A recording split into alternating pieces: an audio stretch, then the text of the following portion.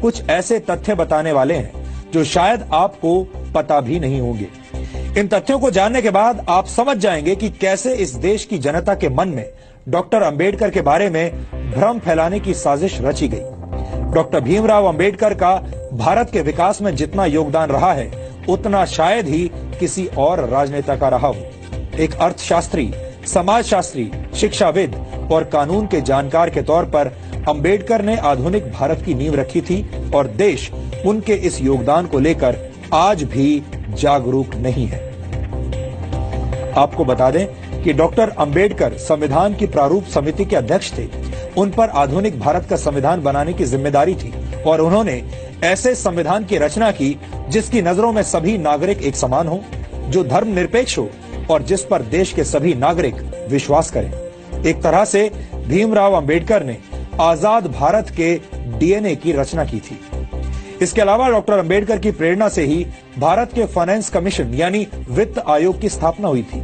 Doctor Ambedkar के ideas से ही भारत के केंद्रीय बैंक की स्थापना हुई, जिसे आज हम रिजर्व बैंक ऑफ इंडिया के नाम से जानते हैं। दामोदर घाटी परियोजना, हीराकुंड परियोजना और सोन नदी परियोजना को स्थापित करने में डॉक्टर अंबेडकर ने बड़ी भूमिका निभाई थी।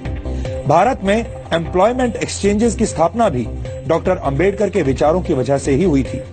भारत में पानी और बिजली के ग्रिड सिस्टम की स्थापना में भी डॉक्टर अंबेडकर का अहम योगदान माना जाता है। भारत को एक स्वतंत्र चुनाव आयोग भी डॉक्टर भीमराव अंबेडकर की ही देन है।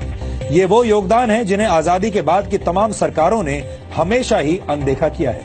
यानी योजनाएं और विचार अंबेडकर के थे, लेकिन उनका श्रेय दूसरे नेताओं ने लूटा।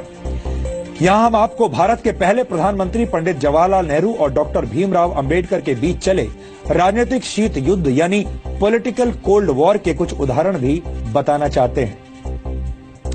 डॉक्टर अंबेडकर जवाहरलाल नेहरू की सरकार में प्लानिंग का मंत्रालय चाहते थे, लेकिन नेहरू ने अंबेडकर को सिर्फ कानून मंत्रालय दिया, प्लानिंग मंत्रालय नहीं दिया।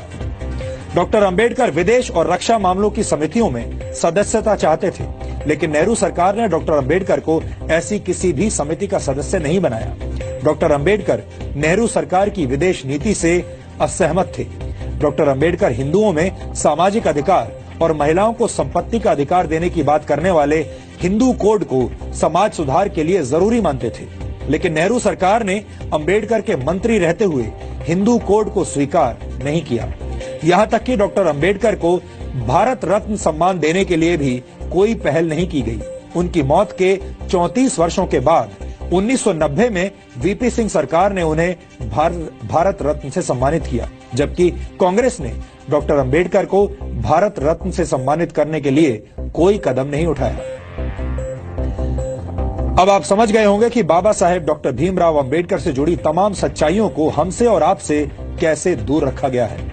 इन सच्चाइयों को जानना और समझना आधुनिक भारत के निर्माण के लिए बहुत जरूरी है। डॉक्टर अंबेडकर को जातियों की सीमा में बांधना और उन्हें सिर्फ दलितों के मसीहा के तौर पर पेश किया जाना उनके साथ बहुत बड़ा अन्याय होगा।